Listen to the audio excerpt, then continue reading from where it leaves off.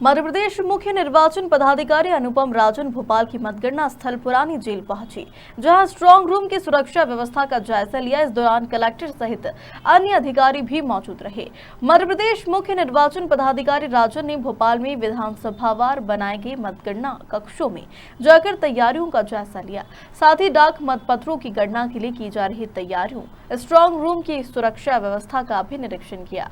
मुख्य निर्वाचन पदाधिकारी राजन मतगणना व्यवस्थाओं से संतुष्ट नजर आए हैं। स्ट्रांग रूम की सुरक्षा व्यवस्था में पुलिस फोर्स तैनात करने के साथ ही सीसीटीवी कैमरे से निगरानी रखी जा रही है।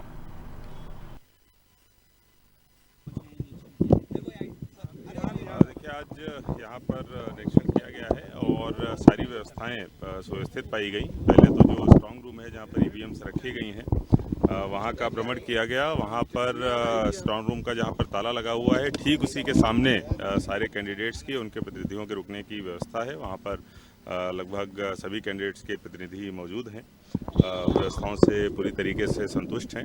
और पहले जो होता था कि इनको थोड़ा दूर पे रुकवाते थे, इस बार हम लोगों ने स्ट्रांग रूम का जहाँ पर ताला है ठीक उसी के बाहर उनको रुकवाया है, जिससे कि वो हमेशा ताले को खुद भी देख सके और सीसीटीवी और स्क्रीन के माध्यम से भी उनको वो चीज़ दिखाई पड़ रही है।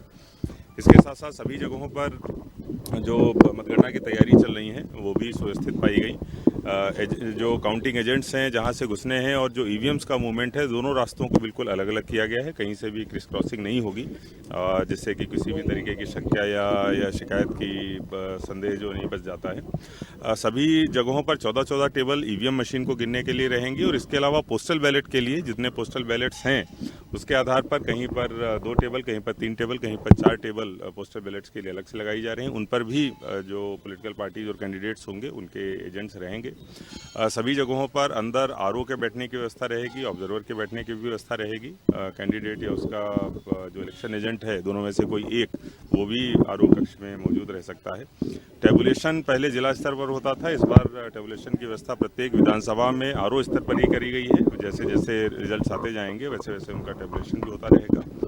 सभी आरओ जहाँ पर अलग अलग विधानसभाओं की मतगणना हो रही है, वहाँ पर एक स्क्रीन भी रहेगी, जहाँ से ईवीएम निकल रही हैं और वहाँ तक पहुँच रही हैं उसको भी उस पर स्क्रीन पर प्रदर्शित किया जाएगा। सारी व्यवस्थाएं सुचारू रूप से चल रही हैं। अगले 2 दिनों के अंदर पूरी व्यवस्था कंप्लीट कर ली जाएगी। पॉल्यूशन को लेकर सर क्या स्थिति है? देखिए, पोल्यूशन पे जो बात है कि हमारे जो 3 अलग अलग कारण निकल कर आए थे, उन पर सभी लोग अलग अलग तरीके से काम कर रहे हैं और चाहे वाहनों से निकलने वाला धुआं हो, उस पर पीयूसी के माध्यम से कंट्रोल करने की कोशिश कर रहे हैं। जो धूल है, वहाँ पर नगर निगम की जो स्ट्रीट स्वीपिंग मशीन्स हैं, उनके जो फेरे हैं, उनका प्रति किलोमीटर जो उनका होता है उसको बढ़ाया गया है। नगर निगम की तरफ से वाटरिंग भी करी जा रही है। जहाँ तक तंदूरों की बात है, तो जो बिना चिमनी वाले तंदूर हैं, केवल उन पर कार्रवाई करी गई है। बाकी अगर चिमनी के साथ में कोई है तो उस पर कार्रवाई नहीं की गई है। पीयूसी के ऊपर हम लोग अभी अभियान और चलाएंगे। अभी कमर्शियल वाहनों पे शुरू किया है और प्राइवेट वाहनों का अलग से हम लोग चालू करेंगे। सर, कर्मचारियों को प्रशिक्षण दिया जा रहा है मतगणना के लिए। भोपाल में कितने कर्मचारियों को प्रशिक्षण दिया जाएगा? देखिए, लगभग 600 कर्मचारियों को प्रशिक्षण मतगणना का दिया जाएगा। कल से जो टीटी नगर का मॉडल स्कूल है, वहाँ पर प्रशिक्षण प्रारंभ किया जाएगा। 2 पालियों में प्रशिक्षण होगा और उसके बाद जब ऑब्जर्वर्स आ जाएंगे तब उनका रेंडमाइजेशन करके उनको विधानसभा अलॉट करी जाएगी। Thank you. अलग-अलग जिलों में आईडी नीचे कर लो सभी। एक से रुक जाओ।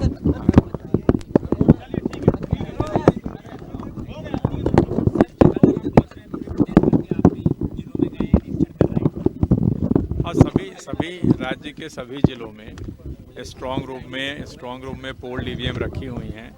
मतगणना स्थल की तैयारियां चल रही हैं। 3 तारीख को काउंटिंग है, उसी सिलसिले में हम लोग देख रहे हैं। कल मैं रायसेन और विदिशा का स्ट्रांग रूम देखा और काउंटिंग सेंटर देखा, आज भी भोपाल का देखा। व्यवस्थाएं ठीक हैं, सेंट्रल फोर्सेज लगी हुई हैं, लॉगबुक मेंटेन हो रही है और जो काउंटिंग हॉल्स हैं उनमें अभी व्यवस्था चल रही है, काम चल रहा है।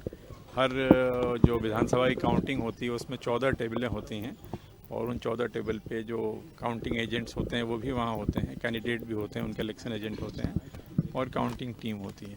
तो पूरी तैयारी चल रही है और हम लोग सभी जगह पूरे राज्य में सभी जिला मुख्यालयों पे स्ट्रांग रूम पूर्णतः सुरक्षित हैं और आयोग के जो निर्देश हैं कि वहाँ पे सेंट्रल फोर्सेज हों, सीसीटीवी लगी हो, सीसीटीवी स्क्रीन पे स्ट्रांग रूम का जो गेट है वो दिख रहा हो।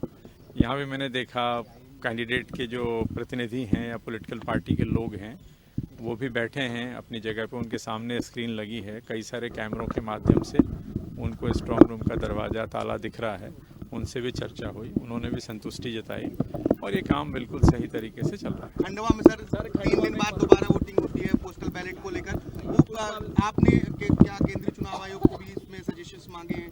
नहीं, सजेशंस नहीं मांगे हैं हमने। खंडवा में जो हुआ है उसकी रिपोर्ट भेज दी है। वहाँ पे मतदान दिनांक के बाद पोस्टल बैलेट कुछ पुलिसकर्मियों के डाले गए हैं जो अलग रखे हुए हैं। आयोग का जैसा भी निर्देश होगा वैसी कार्रवाई की जाएगी। नहीं माना जाएगा उसे? आयोग के निर्देश की प्रतीक्षा है। इस मामले में क्या कार्रवाई भी होगी? अगेन हमने सारी वस्तुस्थिति आयोग के सामने रखी है, जो भी निर्देश प्राप्त होंगे उस तरह से कार्रवाई की जाएगी। ठीक है।